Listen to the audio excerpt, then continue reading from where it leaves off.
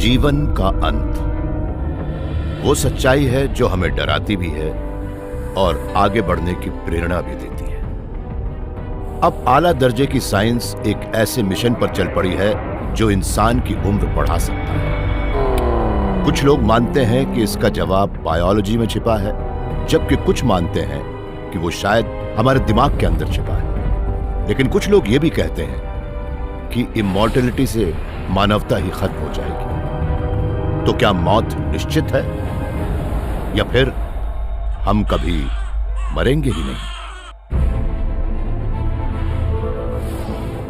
Space, time और खुद जिंदगी, ब्रह्मांड के ये रहस्य हम जानेंगे through the worm hole.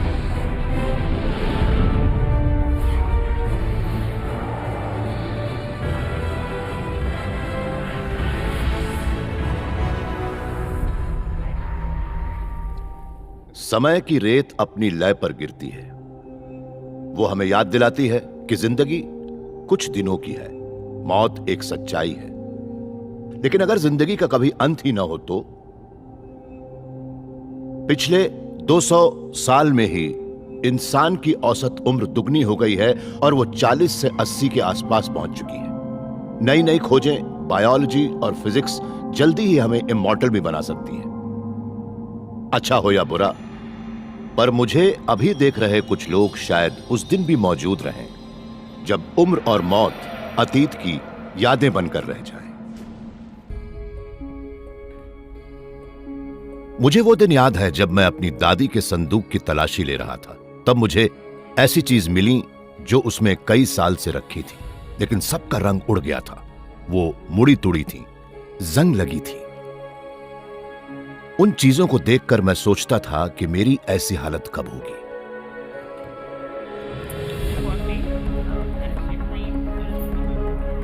Michio Kaku New York के सिटी कॉलेज में थियोरेटिकल फिजिसिस्ट है और वो साइंस के इस बड़े सवाल का जवाब ढूंढ रहे हैं कि क्या हर जीव की मौत के पीछे फिजिक्स के नियम लागू होते हैं। फिजिक्स का एक बड़ा ही अलग नियम है जिसे थर्मोडायनामिक्स का दूसरा नियम कहते हैं, और वो कहता है कि हर चीज में जंग लगता है, हर चीज सड़ती है, टूट जाती है। हम सभी एटम्स के बने हैं और एटम्स भी थर्मोडायनामिक्स के दूसरे नियम का ही पालन करते हैं। इस ब्रह्मांड की हर चीज ऑर्डर से डिसऑर्डर की ओर जाती है और एक बार नुकसान होने के बाद उसे रिवर्स या अनमिक्स कर पाना बहुत मुश्किल होता है। यह वो प्रोसेस है जिसे एंट्रोपी कहते हैं। मैं जब कॉफी को मिलाता हूं और उसमें दूध डालता हूं तो मैं उसकी एंट्रोपी बढ़ाता हूं, उसका डिसऑर्डर बढ़ाता हूं। यह सोचना कि दूध वापस अलग होकर पहले जैसा हो सकता है बड़ी ही अबसर्ड सोच है, और ऐसा होता देखने के लिए हमें शायद ब्रह्मांड की उम्र से भी ज्यादा लंबा इंतजार करना पड़ेगा। थर्मोडायनेमिक्स का दूसरा नियम एक कांस्टेंट फोर्स है। कोई भी चीज एंट्रोपी की पार से नहीं बच सकती, हमारे शरीर के सेल भी नहीं। इसी वजह से हमारी उम्र बढ़ती है और हमारी मौत होती है। लेकिन अब पता लग चुका है कि एंट्रोपी के नियम में एक लूप होल भी है, एक तरीका है जिससे डिसऑर्डर को ऑर्डर में लाया जा सकता है। अब मान लीजिए कि हर कैंडी एक एटम है। अब अगर मैं यहां थर्मोडायनामिक्स का दूसरा नियम लागू करता हूं तो जाहिर है कि एंट्रोपी बढ़ेगी, ये सारी चीजें मिक्स हो जाएंगी और बेतरतीबी बढ़ जाएगी। ये देखिए, पहले ट्रे में रखी कैंडी ऑर्गेनाइज थी और कलर कोडेड भी, लेकिन जब ट्रे को वाइब्रेट किया जाता है तब दूसरा नियम काम करने लगता है। हालांकि अभी हमें एंट्रोपी साफ साफ दिख रही है, लेकिन मैं उस एंट्रोपी को बाहर से एनर्जी डालकर रोक सकता हूं। लेकिन उसके लिए मुझे लगातार सावधान रहना होगा, बाहर से लगातार एनर्जी डालनी होगी। यह काम आसान नहीं है। एनर्जी और कंसंट्रेशन मिचियो इस बेतरतीबी को रोक सकते हैं, लेकिन एक ट्रे में रखी कैंडी की एंट्रोपी को रोकना उतना मुश्किल नहीं है जितना कि हमारे शरीर के अंदर की एंट्रोपी को रोकना। सवाल है, शुरुआत कहां से होगी? वॉल्टर लॉन्गो इसी सवाल का जवाब ढूंढ रहे हैं। ये सदर्न कैलिफोर्निया यूनिवर्सिटी में जेरोंटोलॉजी के प्रोफेसर हैं। इन्हें मालूम है कि बहुत से जीव तेजी से अपनी जिंदगी बिताते हैं और बहुत कम उम्र में उनकी मौत हो जाती है। ये मानते हैं कि हमारे शरीर के अंदर की एंट्रोपी को पलटने का एक ही तरीका है, शुरुआत वहां से की जाए जहां मामला सबसे गर्म होता है, इंजन से। इंजन के अंदर पेट्रोल ऑक्सीडाइज होता है और ये एक कंबस्टन प्रोसेस है जिससे कार को एनर्जी मिलती है, लेकिन उसकी वजह से इंजन को नुकसान होता है और तब हमें इंजन को फिर से बनाना पड़ता है। हमारे शरीर के हर सेल में भी एक छोटा सा इंजन होता है जिसे माइटोकॉन्ड्रिया कहते हैं। माइटोकॉन्ड्रिया 2 मेम्ब्रेन वाले स्ट्रक्चर होते हैं जिनका काम है शरीर को एनर्जी देना। लेकिन जब ये पावर हाउस कमजोर पड़ने लगते हैं तब हमारा शरीर भी कमजोर होता है और हमारी उम्र बढ़ती है। अब आप ये अंदाजा लगाइए कि हर सेल में सैकड़ों माइटोकॉन्ड्रिया होते हैं, छोटे छोटे इंजन, और वो सैकड़ों छोटे छोटे इंजन हमारे शरीर में मौजूद हर सेल को लोकली एनर्जी देते हैं। लेकिन वॉल्टर ने एक बहुत ही छोटे से जीव में उस डिटीरियोरेशन प्रोसेस को रिवर्स करने और उसके माइटोकॉन्ड्रिया को नया जीवन देने का तरीका ढूंढ लिया है। उन्होंने बेकर्स यीस्ट की उम्र बढ़ा दी है। हम जिस यीस्ट से बियर और ब्रेड बनाते हैं उसकी उम्र 10 हफ्ते बढ़ा दी है, यानी वो अब यीस्ट की नॉर्मल उम्र से 10 गुना ज्यादा हो गई है, जो सिर्फ दिन की होती है। ये समय ज्यादा तो नहीं लगता, लेकिन इंसान के हिसाब से वो उम्र 800 साल होती है। यीस्ट की उम्र तब बढ़ी जब उसके डीएनए में से 2 जीन्स RAS2 और SCH9 को निकाल लिया गया। हमने यीस्ट के अंदर उन पाथवे को देखा जिनसे न सिर्फ यीस्ट की उम्र बढ़ रही थी बल्कि उनसे डीएनए को नुकसान हो रहा था और सेल्स के अंदर कई सिस्टमों को भी नुकसान हो रहा था। वॉल्टर अब ये देखना चाहते हैं कि क्या किसी को जवान बनाए रखने वाला यह तरीका दूसरे जीवों पर भी लागू हो सकता है। इसके बाद वो वैसी ही जीन एक और ज्यादा बड़े जीव में ढूंढने लगे, चूहों में। जब उन्होंने उनके अंदर से वो दोनों जीन निकाल ली तो चूहों की उम्र भी करीब दुगनी हो गई। ये बात हौसला बढ़ाने वाली थी, क्योंकि अगर हम चूहे और इंसान को लें तो हमारे बीच करीब 90% की समानता होती है। चूहे की उम्र 2 साल होती है और इंसान की उम्र करीब 100 साल। ऐसे में अगर उनके जीनोम में थोड़े से बदलाव किए जाएं तो उनकी उम्र 2 साल से 100 साल तक पहुंच सकती है। आज फिजिक्स का ऐसा कोई भी नियम नहीं है जो हमें लंबी उम्र के राज ढूंढने से रोक सके, और शायद हमारी इमॉर्टैलिटी के राज भी। अगर हम मिसाल के तौर पर लाखों बुजुर्ग लोगों के जीनोम लें और उन्हें आने वाले समय के लाखों नौजवानों के जीनोम में से घटा दें तो हमें वो जीनें मिल जाएंगी जो उम्र बढ़ाने की जिम्मेदार होती हैं। हम अभी तक 60 से ज्यादा जीनों की पहचान कर चुके हैं जो उम्र बढ़ाने की जिम्मेदार होती हैं। अब सवाल यह उठता है कि हम अभी करीब 100 साल तक जिंदा रहने वाले इंसान की उम्र 2 या 3 हजार साल तक कैसे बढ़ा सकते हैं। वॉल्टर उन इंजनों को लगातार चलाते रहना चाहते हैं और उनका यह मिशन अभी शुरू ही हुआ है। उन्हें काफी लंबा सफर तय करना है। मान लीजिए कि हमें ऐसा तरीका मिल जाता है जिससे हमारे इंजन कई 100 साल तक या उससे भी ज्यादा समय तक चलते रहें, तो हम शायद काफी लंबे समय तक बूढ़े ही रहेंगे। लेकिन साइंटिस्ट ऐसे तरीके ढूंढ रहे हैं जिनसे हम न सिर्फ लंबे समय तक जिंदा ही रहेंगे बल्कि जवान भी बने रहेंगे। आप हमारा आज का लाइफ स्पैन लीजिए और उसे 5 या 10 गुना बढ़ा दीजिए, तो हमारी जवानी की मस्तियां किसी अंतहीन सुंदर सपने की तरह चलती रहेंगी। लेकिन अब यह सोचिए कि हम कई साल से कमजोर हड्डियों, कमजोर नजरों और कमजोर दिमाग से जूझ रहे हैं। ऐसे में अगर हम इमॉर्टल बनना चाहते हैं तो सिर्फ उम्र बढ़ाने से कुछ नहीं होगा, वो तरीके ढूंढने होंगे जिनसे हमारा शरीर हमेशा के लिए जवान बना रहे। ऑब्री डिग्रे खुद को आज के दौर का मैथ्यूसला मानते हैं। उन्होंने बढ़ती उम्र को रोकने की कोशिश में अपना पूरा करियर लगा दिया है। इनका मानना है कि जिन लोगों का जन्म आज हुआ है वो 1000 साल तक जिंदा रह सकते हैं और अपनी लंबी उम्र के ज्यादातर हिस्से में वो शरीर से जवान भी बने रहेंगे। लेकिन उसके लिए जरूरत है एक बेहतरीन बायोलॉजिकल हाउसकीपिंग की, जिससे हमारे अंदर का सारा कचरा निकल सके। असल में होता यह है कि शरीर के अंदर कुछ चीजें कचरा जमा करती हैं, हमारे सेल्स, और उन सेल्स के बीच कुछ खास किस्म का कचरा जमा हो जाता है, लेकिन हम उसे कचरा नहीं मानते। जैसे कि डीएनए से हमारे अंदर रैंडमनेस जमा होती है, जो एक तरह का कचरा ही है। सेल्स को हमारे शरीर में बड़ा ही अहम काम करना पड़ता है। लगातार कचरे को तोड़ना पड़ता है और वो इस काम में माहिर भी होते हैं। लेकिन कई बार इन सेल को ऐसी अनोखी चीजों का सामना करना पड़ता है जिनके ऊपर कोई भी डेग्रेडेशन मशीनरी काम नहीं करती। तब उस कचरे को लाइसोसोम नाम के एक वेसल में भेज दिया जाता है, जिसमें एक सेल के अंदर मौजूद सबसे शक्तिशाली डेग्रेडेशन मशीनरी होती है। अगर वो कचरा वहां भी नष्ट नहीं होता तो हमेशा के लिए वहीं जमा हो जाता है। ऑब्रे मानते हैं कि लाइसोसोमल स्टोरेज यूनिट में कचरे का जमा होना ही उम्र बढ़ने की वजह है, और वो चाहते हैं कि हमारे शरीर में वो कचरा जमा ही ना हो। उन्हें लगा कि इसका सबसे अच्छा तरीका है उस कचरे को करीब से देखना और ये पता लगाना कि कौन सा ऐसा जीव है जिसे वो कचरा खाना पसंद है। हम ये पता लगाने की कोशिश कर रहे थे कि क्या कोई ऐसी प्रजाति है, खासकर किसी बैक्टीरिया की प्रजाति, जो इंसान के शरीर में जमा होने वाले उस कचरे को खा सकती हो। ऑब्रे चिर यौवन की तलाश में जा पहुंचे उस जगह पर जहां इंसान को हमेशा के लिए सुलाया जाता है, कब्रिस्तान में। चूंकि कब्रिस्तान में काफी बड़ी संख्या में सड़ रही लाशें होती हैं, इसलिए उन्हें लगा कि वहां उन्हें ऐसे माइक्रोब मिल जाएंगे जिन्हें सड़ रही लाशें खाना पसंद हो। अगर हमें वो जीने और एंजाइम मिल जाएं जिनसे वो ऐसा करते हैं, तो शायद हम भी उन जीनों और एंजाइम को अपने सेल्स में डाल सकते हैं, और तब शायद हमारे सेल्स भी उन चीजों को तोड़ दें जो कुदरती तौर पर खुद नहीं टूट पाती।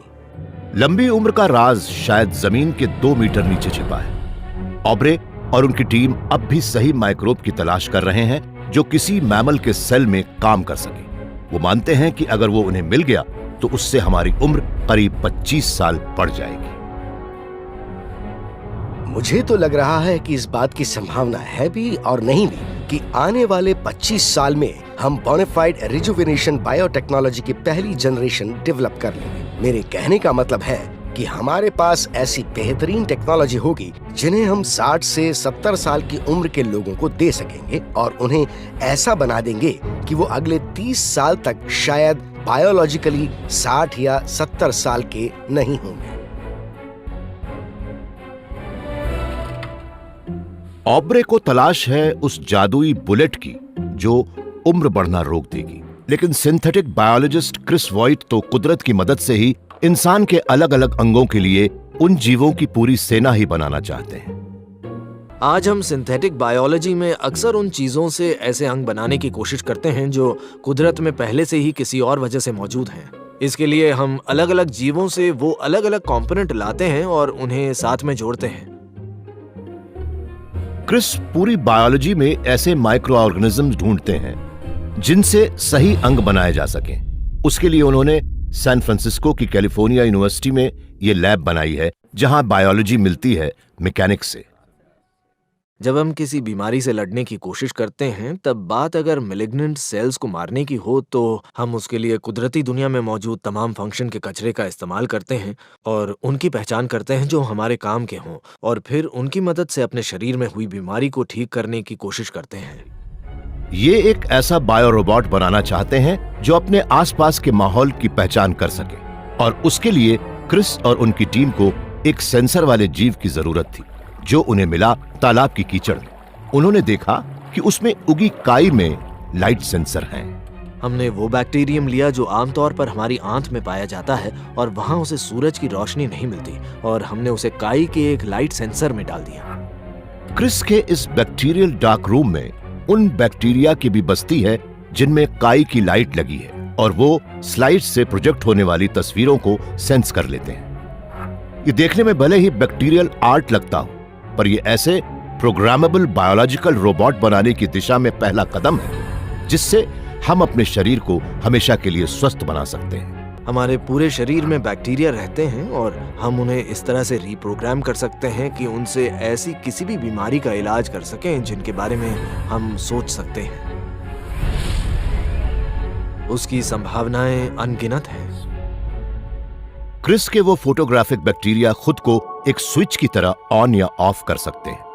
लेकिन सवाल यह है कि क्या क्रिस ये पता लगा पाएंगे कि उस स्विच को कैसे प्रोग्राम या कंट्रोल करना है। हम चाहते हैं कि हमारे सेल्स की प्रोग्रामिंग भी वैसी ही हो जैसे कंप्यूटर की प्रोग्रामिंग होती है या जैसे इलेक्ट्रॉनिक चिप की डिजाइनिंग की जाती है, जिनमें एक प्रोग्रामर के तौर पर हम ये लिखते हैं कि उनके एग्जैक्ट फंक्शन क्या होंगे और हम सेल्स से भी वही करवाना चाहते हैं जो हम चाहते हैं। फिर वो हमारे डीएनए सीक्वेंस पर भी उसी तरह से कंपाइल हो जाएगा जैसे कंप्यूटर प्रोग्राम बाद में 1s and 0s में कंपाइल हो जाता है। यही हमारा सपना है। बायोरोबॉट शायद एक दिन हमारी रगों में दौड़ने लगे और वो हमारे अंगों की निगरानी करे, और अगर हमारा शरीर किसी बीमारी के खतरे का संदेश दे तो वो उससे निपटने चले आए। क्रिस वॉइट और ऑब्रे डिग्रे के हमारे शरीर को हमेशा के लिए स्वस्थ बनाने की रिसर्च अपनी शुरुआती दौर में ही है। लेकिन इन बातों का हम जैसे इंसानों के लिए क्या मतलब है जो वो देख ही नहीं सकते कि इमॉर्टैलिटी हमारी पहुंच में है। हाँ, एक ऐसी चौंकाने वाली संभावना है जिससे हम शायद अपनी मौत के बाद भी बचे रहें।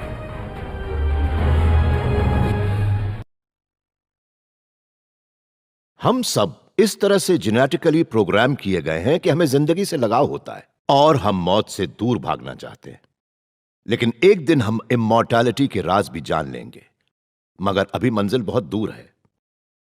अभी भी मौत को मात देने के लिए हम बढ़ती उम्र को बर्फ पर रख सकते हैं, और तब शायद हम अपनी मौत के काफी समय बाद भी इटर्नल लाइफ पा सकें।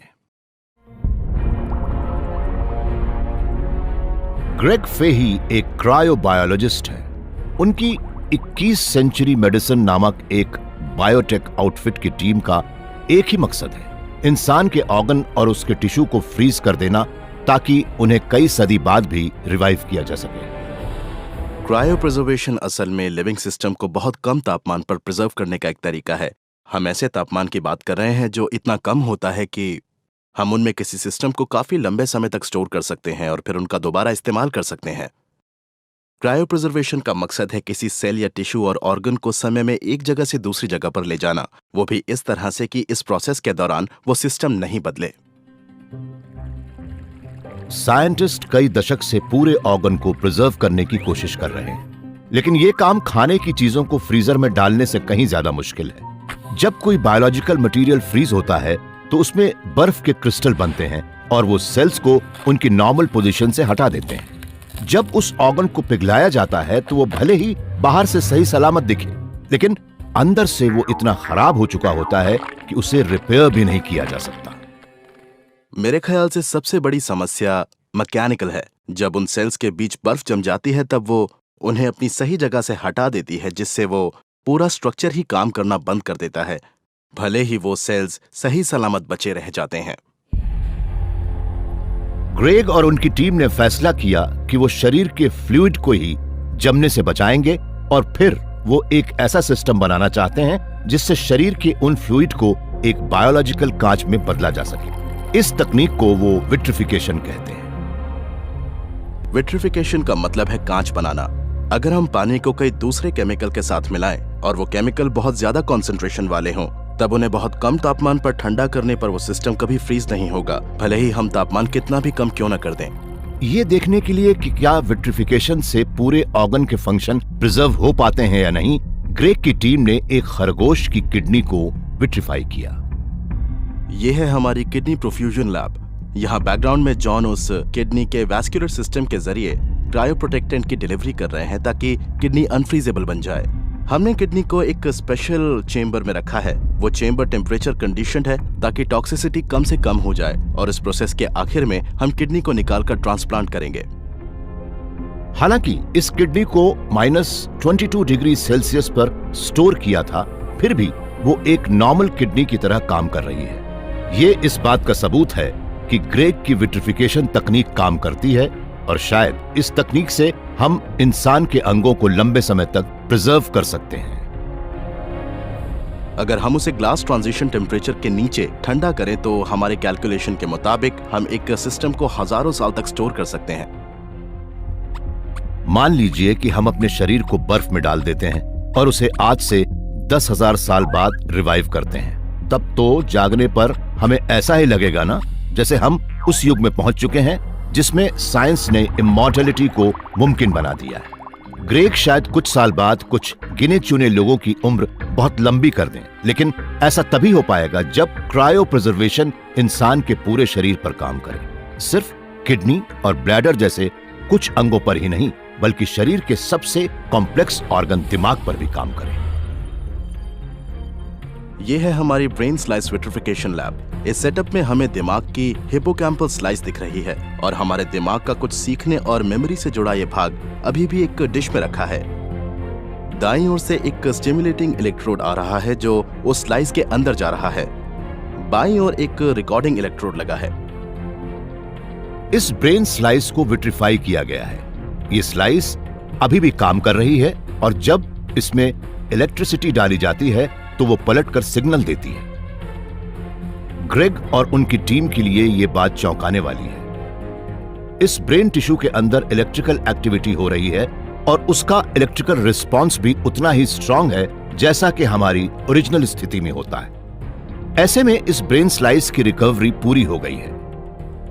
दिमाग की इस स्लाइस को प्रिजर्व करना पूरे दिमाग को प्रिजर्व करने की दिशा में बड़ा ही अहम कदम है। ये एक बड़ा ही अहम प्रोजेक्ट है और ग्रेग इसके ऊपर काम भी कर रहे हैं। हमने देखा कि दिमाग को विट्रिफाई करना काफी आसान है और ऐसा लगता है जैसे पूरा स्ट्रक्चर ही प्रिजर्व हो गया हो, लेकिन मुझे ये कहने में जरा भी हिचक नहीं महसूस हो रही कि हम अभी भी उस स्थिति में नहीं पहुंचे कि उस तरह का कोई स्पेक्युलेटिव आइडिया दे सकें।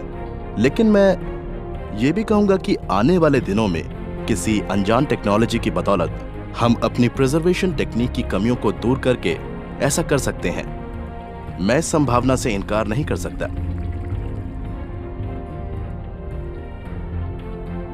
हो सकता है कि एक दिन अपने प्यारों को अलविदा कहने के कई सौ साल बाद हमारा फ्रोजन शरीर फिर से जीवित हो जाए और हम फिर से पृथ्वी पर घूमने लगें। लेकिन इमॉर्टैलिटी के लिए एक और बेहतर रास्ता भी है, वो रास्ता जो उस स्वभाव को ही बदल देगा जिसकी वजह से हम इंसान हैं। जरा सोचिए, अगर किसी की मौत ही ना हो फिर हम कहां रहेंगे? पृथ्वी पर तो वैसे ही काफी भीड़ हो चुकी है। हो सकता है कि हमारी कभी मौत ही ना हो और हम इस एक्सेस बैगेज के साथ जिंदा रहें। पोलिट्स कहते हैं कि एसएस सर्विस यहां पर है, लेकिन मैं कहता हूं कि मुझे जो चीजें मैं बनाती हैं वो सब यहां पर हैं। ऐसे में अगर मैं हमेशा के लिए जिंदा रहना चाहता हूं तो मुझे इसे ही संभालना होगा। अगर हमें अपने दिमाग को अपलोड करने का एक तरीका मिल जाए तो अगर हम अपने दिमाग को डिजिटाइज कर दें तो शायद हमारे शरीर की मौत के बाद भी हमारा दिमाग बचा रह जाएगा। लेकिन ऐसा करने के पहले हमें अपने दिमाग के आर्किटेक्चर को समझना पड़ेगा और यह जानना पड़ेगा कि वो क्या चीज है जो हमें वो बनाती है जो हम हैं। ओलफ स्पॉन्स इंडियाना यूनिवर्सिटी में एक न्यूरो साइंटिस्ट हैं और वो दिमाग की उसी पहेली को हल करने में जुटे हुए हैं। हमारा दिमाग भी एक बड़े शहर जैसा है। शहर भी बड़े कॉम्प्लेक्स सिस्टम वाले होते हैं जहां हजारों लोग रहते हैं और उनके बीच सोशल इंटरेक्शन होता है जिससे मटेरियल का फ्लो बना रहता है। दिमाग में भी उसी तरह के लाखों न्यूरॉन होते हैं जिनके बीच इंटरेक्शन होता रहता है। उस लिहाज से हमारा दिमाग भी एक शहर जैसा ही होता है। इंसान का दिमाग ब्रह्मांड के सबसे कॉम्प्लेक्स सिस्टम में से एक है। अगर हम इसको खोलकर फैलाएं तो पृथ्वी से चांद पर पहुंच जाएगा। आज की साइंस के लिए यह पता लगाना बड़ी ही मुश्किल चुनौती है कि हम सेल्स और वायर से थॉट और मेमोरी तक कैसे पहुंचे। हालांकि हम इंसान के दिमाग की स्टडी शायद कई दशक या कई सदी से कर रहे हैं, पर हम आज तक ये नहीं समझ पाए हैं कि वो किस तरह से आपस में कनेक्टेड हैं। लेकिन ओलफ ने यह चुनौती कबूल कर ली है। उनका मकसद है कि हमारे दिमाग के एक एक न्यूरॉन और सिनेप्स की लिस्ट बनाना और उनकी मदद से दिमाग का वो कंप्लीट मैप बनाना जिसे कनेक्टम कहते हैं। वो कनेक्शन का एक बहुत ही बड़ा जाल है जिसकी मदद से हमें पहली बार ये समझने का मौका मिलेगा कि हमारे दिमाग के अलग अलग रीजन एक दूसरे से कैसे कनेक्टेड हैं। ओलफ एक बड़ी ही आला दर्जे की तकनीक डिफ्यूजन इमेजिंग से वो कनेक्टम बना रहे हैं। वो दिमाग के न्यूरो हाईवे के आसपास मौजूद पानी के मॉलिक्यूल की मदद से उनके बीच के दूर वाले कनेक्शन के बारे में बताती हैं। उससे दिमाग के सेल कनेक्शन के सेंट्रल कोर का एक डिटेल्ड मैप सामने आया। ओलाफ मानते हैं कि दिमाग के उसी भाग से हमारी पर्सनालिटी बनती है। हमें हाल ही में पता लगा है कि दिमाग के कुछ हिस्से एक दूसरे से ज्यादा कनेक्टेड हैं, जबकि कुछ हिस्से कम, और उनमें से कुछ हिस्से पूरे दिमाग की फंक्शनिंग के लिए बेहद अहम होते हैं, और उन हिस्सों को हम हब कहते हैं। अगर हमारा दिमाग एक शहर जैसा है तो ये हब शहर के बड़े चौराहों जैसे हैं, जहां से ट्रैफिक का आना जाना लगा रहता है और लोग एक से दूसरी जगह तक आते जाते हैं। वो चौराहे शहर के लिए बड़े अहम होते हैं, और अगर वो अपसेट हो जाए तो पूरा शहर ही बंद सा पड़ जाता है। अपने स्वभाव से वो हब असल में इंफॉर्मेशन ट्रैफिक के फोकल पॉइंट होते हैं। इंफॉर्मेशन इन इलाकों में ही जमा होती है और वहीं से इंफॉर्मेशन का फ्लो बनता है, और वो इंफॉर्मेशन फ्लो इतना जबरदस्त होता है कि वही इन हब को दिमाग के दूसरे हिस्सों से अलग कर देता है। ओलफ जल्दी ही ये भी पता लगा लेंगे कि हमारी कॉन्शियसनेस कहाँ होती है, और आज हमारे कॉन्शियसनेस के ओरिजिन का पता लगाना ही न्यूरोसाइंस का सबसे अहम मकसद है। उस गुत्थी के हल होने के बाद ही हम ये जान पाएंगे कि क्या हम इंसान के दिमाग की नकल करके उसके कॉन्शियसनेस को किसी मशीन में ट्रांसफर कर सकते हैं, ताकि हम हमेशा के लिए जिंदा रह सकें। ओलफ मानते हैं कि उन्हें वो हब मिल गया है जिससे ये गुत्थी हल हो सकेगी। वो है मीडियल पैराइटल कॉर्टेक्स। ये दिमाग के दोनों हेमिस्फीयर के बीच होता है। ओलफ को यह भी लगता है कि शायद उसमें ही इस बात का एसेंस भी छिपा है कि हम कौन हैं। हमारे दिमाग के बहुत से तार तो उसी जगह पर जाकर मिलते हैं। इस बात के कई ऐसे सबूत हैं कि हमारे दिमाग का वो हिस्सा ही सेंट्रल है, और वो सबसे अहम भी है, शायद अवेयरनेस और कॉन्शियसनेस के लिए भी। ओलफ मानते हैं कि उन्होंने शायद कॉन्शियसनेस के राज जान लिए हैं, लेकिन दावे से कुछ कहने के पहले उन्हें अभी बहुत काम करना होगा। हमें बहुत जल्दी इस सवाल का जवाब मिल जाएगा, और हम ये जान लेंगे कि दिमाग का कौन सा हिस्सा उस खास फंक्शन के लिए सबसे ज्यादा अहम है, और जिसकी वजह से हम कॉन्शियसनेस के बारे में जानने के और करीब पहुंच सकते हैं, और ये भी जान सकते हैं कि दिमाग के और दूसरे क्रिटिकल कंपोनेंट कहाँ हैं जो इस काम में कंट्रीब्यूट करते हैं। न्यूरोसाइंस ने दिमाग की मैपिंग की दिशा में काफी तरक्की की है, और वो जल्दी ही कॉन्शियसनेस की पहेली को भी हल कर लेगी। लेकिन क्या हम कभी उन हजारों करोड़ सिनेप्स और करोड़ों न्यूरॉन को कैप्चर करके खुद को एक मशीन में डाउनलोड कर पाएंगे? उन चीजों के बारे में सोचिए जो हमारी असली दुनिया में होती हैं। हम आपस में जो बातें कर रहे हैं उसमें आवाज के साथ साथ जेस्चर भी हैं, और हमारा दिमाग इस एम्बॉडीड मैनर में इंटरैक्ट कर रहा है। ये सब एक कंप्यूटर में नहीं हो पाएगा, फिर भी हम ये तो जरूर जान लेंगे कि जीवन क्या है। मुझे तो इस पूरी बात पर संदेह है। शायद हम अपने कॉम्प्लेक्स दिमाग को कभी भी इमॉर्टल न बना पाए, लेकिन शायद हमेशा जिंदा रहने का एक आसान तरीका हो जो शायद हमारे लिए नहीं पर उन इमॉर्टल जीवों के लिए होगा जिन्हें हम बिल्कुल नए सिरे से बनाएंगे। पृथ्वी पर जीवन को इवॉल्व होने में 400 करोड़ साल लगे। हम प्रजातियों की उस लंबी लाइन में सबसे नए हैं, लेकिन उम्मीद है कि हम आखिरी नहीं होंगे। मगर इमॉर्टैलिटी की हमारी ये खोज शायद एक डिजास्टर साबित हो, क्योंकि पहले इटर्नल जीव शायद इंसान न हो, और शायद उनकी वजह से हम भी खत्म हो जाएं। कॉम्प्लेक्स जीवन कुछ बड़े ही आसान से नियमों से शुरू होता है। शायद यही बात आर्टिफिशियल लाइफ पर भी लागू हो। अगर इंसान को वो नियम मालूम हो जाएं, तो हम शायद ऐसे जीव बना लें जो हमेशा जिंदा रहें। ऑक्सफोर्ड के फिजिसिस्ट व्लाटको विड्राल ये समझने की कोशिश कर रहे हैं कि किस तरह से इंटेलिजेंस एक ऐसे सिस्टम से मिल सकती है जो कुछ बड़े ही बुनियादी नियमों पर चलता हो। ये है चेस। ये एक बड़ा ही मुश्किल खेल है, लेकिन ये कुछ बड़े ही मामूली से नियमों से खेला जाता है। दोनों तरफ 16 मोहरे होते हैं, और हर मोहरा 2 में से एक ही काम कर सकता है। यही बात हमारे जीवन पर भी लागू होती है। हालांकि हम 1 या 2 बड़े मामूली से नियमों की बात कर रहे हैं, फिर भी हमें ब्रह्मांड के ढेर सारे फोर्सिबल बिहेवियर का सामना करना पड़ सकता है। 1970 में जॉन कॉनवे नाम के एक मैथमेटिशियन ने इस दिशा में काम करना शुरू किया था। और उन्होंने एक कंप्यूटर प्रोग्राम की मदद से एक ऐसी आर्टिफिशियल लाइफ बनाने की कोशिश की थी जिसका नाम उन्होंने गेम ऑफ लाइफ रखा था। वो गेम एक 2 डायमेंशनल ग्रिड और कुछ सिंपल सेल्स की मदद से आर्टिफिशियल लाइफ की ग्रोथ को सिमुलेट करता था, और वो सेल्स या तो जिंदा होते या मुर्दा। वो सेल्स जिंदा होंगे या मुर्दा, ये बात कुछ बुनियादी नियमों से तय होती थी। सही वक्त मिलने पर इन साधारण से नियमों से कई बड़े कॉम्प्लेक्स पैटर्न बन सकते हैं, और उनमें से कुछ तो जीते जागते जीव जैसे भी लगते हैं। जॉन कॉनवे ने भी जीवन के बारे में यही बात बताने की कोशिश की थी।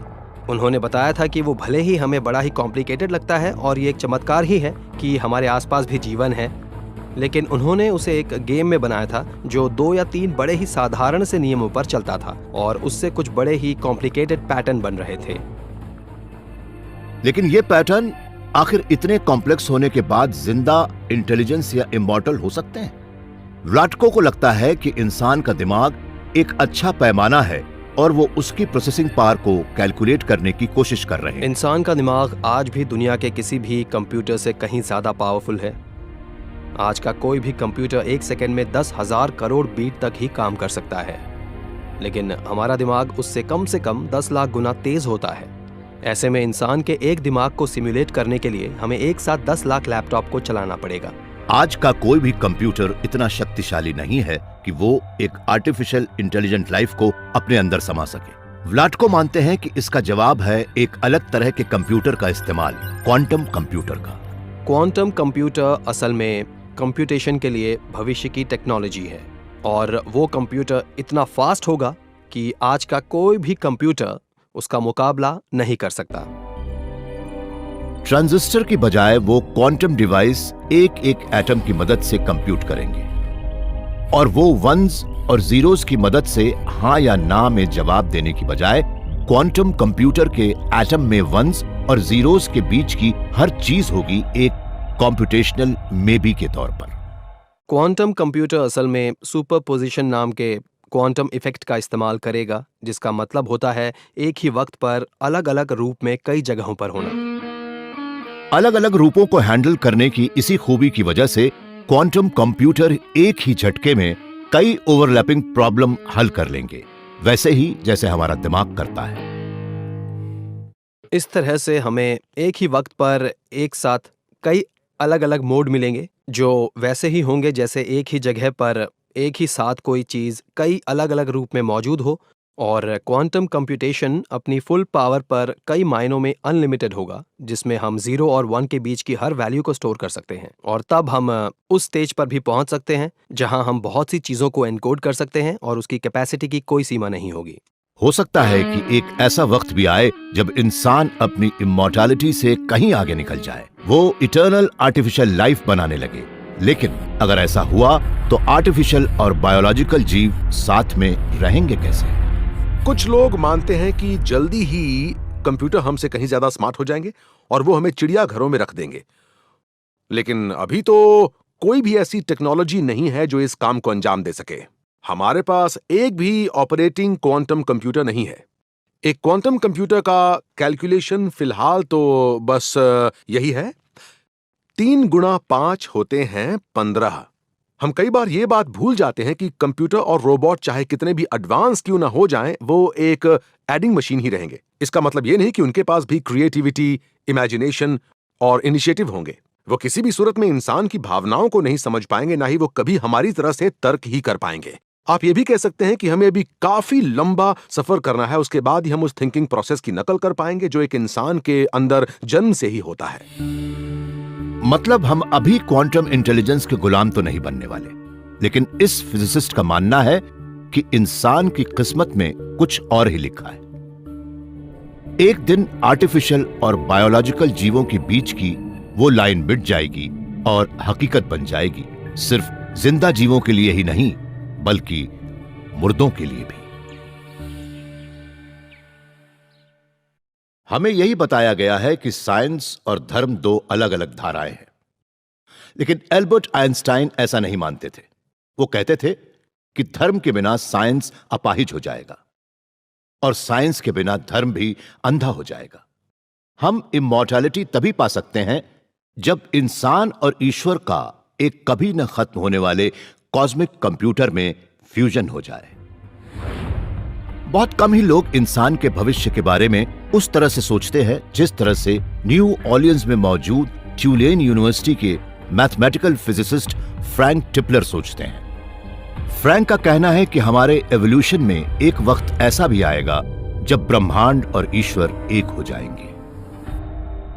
उस वक्त को उन्होंने ओमेगा पॉइंट का नाम दिया है।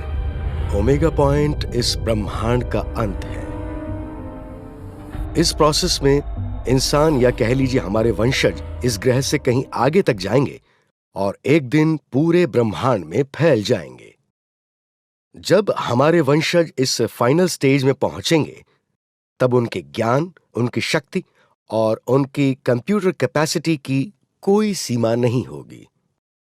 फिजिक्स के एक नियम से एक ऐसा प्रोसेस होता है जो मैटर को बदल देता है। मिसाल के तौर पर इस कब्र के पत्थर को शायद प्योर एनर्जी में बदल दिया जाए। वो एक ऐसा एनर्जी सोर्स होगा जो हमारे वंशजों के पास होगा और वो उनके कंट्रोल में होगा। हमें इमॉर्टैलिटी भले ही 100 करोड़ साल बाद मिले या इसी सदी में मिल जाए, लेकिन मौत पर विजय मिलने के बाद हमारी पूरी सभ्यता ही बदल जाएगी। हम जिस तरह से जीते हैं, काम करते हैं या एक दूसरे से प्यार करते हैं, सब बदल जाएगा। सवाल शायद ये नहीं है कि हम हमेशा के लिए जिंदा रह सकते हैं या नहीं। सवाल ये है कि क्या हमें हमेशा के लिए जिंदा रहना चाहिए। अलेक्जेंडर रोज लॉन्ग न्यू फाउंडेशन के एग्जीक्यूटिव डायरेक्टर हैं, उस संस्था के जिसका मकसद है एक बड़ी ही अनोखी घड़ी बनाना। उसका नाम रखा गया है लॉन्ग नाउ की घड़ी, और वो घड़ी 10,000 साल तक चलती रहेगी। हमने 10,000 साल तक चलने वाली वो घड़ी इसीलिए बनाई है कि लोगों को काफी लंबे समय के लिए एक अलग पर्सपेक्टिव मिल सके। अगर आपको लगता है कि दूसरी चीजें इंसान की उम्र लंबी कर सकती हैं, तो आप दुनिया को एक बिल्कुल ही अलग तरीके से अप्रोच करेंगे। ठीक उसी तरह से जैसे अगर हम 10,000 साल चलने वाली इस घड़ी को 10 साल के लिए बनाते तो उससे डिजाइन करने का हमारा तरीका बिल्कुल अलग होता। लेकिन हम इस घड़ी के साथ अगले 10,000 साल के जिम्मेदार हो गए हैं। 10,000 साल पीछे जाने का मतलब होगा कि हम स्टोन एज में रह रहे हैं। अगर 10,000 साल आगे जाते हैं तो हम एक ऐसी दुनिया में होंगे जहां की सभ्यता और टेक्नोलॉजी हमारी समझ से परे होगी। 10,000 साल वाली इस घड़ी को बनाते वक्त हमें एहसास हुआ कि जो सबसे ड्यूरेबल डिजाइन है उसे बिल्कुल सिंपल बनाना। लॉन्ग नाउ की घड़ी पूरी तरह से मैकेनिकल होगी। उस घड़ी को पार मिलेगी ग्रेविटी की फोर्स से। उसमें वेट से चलने वाला सिस्टम थ्रेडेड बार को चलाएगा। वो घड़ी एक पेंडुलम की मदद से कम अवधि का हिसाब रखेगी तो एक सोलो सिंक्रोनाइजर की मदद से लंबी अवधि का। हो सकता है कि यह डिवाइस शायद 10,000 साल तक ना टिके, लेकिन अलेक्जेंडर को इससे मतलब नहीं है। वो तो हमें यह दिखाना चाहते हैं कि 10,000 साल बाद हम कैसे होंगे। जैसे ही हम इस 10,000 साल वाली घड़ी को देखते हैं, हमारे दिमाग में सबसे पहले सवाल यही आता है कि क्या उस वक्त इस दुनिया में इंसान नहीं होंगे? इस घड़ी में चाबी भरने वाले हाथ किस तरह के होंगे? वो हमारे जैसे ही होंगे या बिल्कुल अलग हाथ होंगे? इन बातों को सुनने के बाद हमारे मन में उतने लंबे समय की जिम्मेदारी लेने की बात आने लगती है। आज से 10,000 साल बाद शायद इंसान अमर हो जाएं, और अगर ना भी हो पाए तो उनकी उम्र हमारी उम्र से कहीं ज्यादा लंबी होगी। अगर हमारी उम्र 1,000 साल या उससे ज्यादा हो गई तो शादी और दूसरे रिश्तों का क्या होगा? अभी तो इतनी छोटी सी उम्र में ही ज्यादातर लोगों के तलाक हो जाते हैं, लेकिन अगर हम 1,000 साल तक जिंदा रहने लगे तो पता नहीं हमारी कितनी शादियां होंगी। मुझे नहीं लगता मैं कभी अमर हो पाऊंगा। मेरी बीवी ही मुझे पहले मार डालेगी। हम भले ही चाहें या ना चाहें, पर आज बहुत से वैज्ञानिक ये मानने लगे हैं कि एक दिन हम ऐसी दुनिया में रहेंगे जहां ना उम्र होगी, ना बीमारियां होंगी, ना ही मौत होगी, और हम कभी न खत्म होने वाली जिंदगी का मजा लेंगे। लेकिन उसके पहले हमें कभी न खत्म होने वाली जिंदगी की मुश्किलों का सामना करना भी सीखना होगा। माइथोलॉजी कहती है कि हमारी मॉर्टैलिटी से ईश्वर को जलन होगी। हमारी मौत ही हमारी जिंदगी को इतनी अहम बनाती है। उसी वजह से हम कम से कम वक्त में ज्यादा से ज्यादा महान बनना चाहते हैं, और उसी मौत की वजह से हम में इंसानियत पैदा होती है। लेकिन जब तक हमारे दिल में मौत का डर रहेगा, हम उस कभी खत्म न होने वाली जिंदगी के सपने देखते रहेंगे। और यही वो बात है जो हमें इंसान बनाती है।